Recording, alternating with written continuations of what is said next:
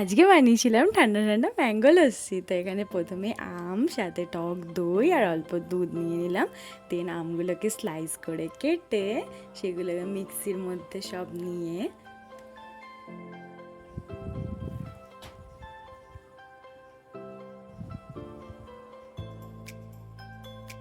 দেন এক এক করে তার মধ্যে আইস কিউব, টক দই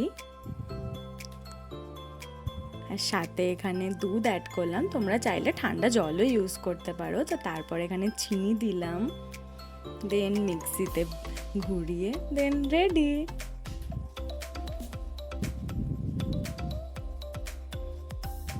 দেন সুন্দর করে ওপর দিয়ে একটু কাজু বাদাম কুচিও দিয়ে দিলাম, ভালো লাগে বেশ খেতে।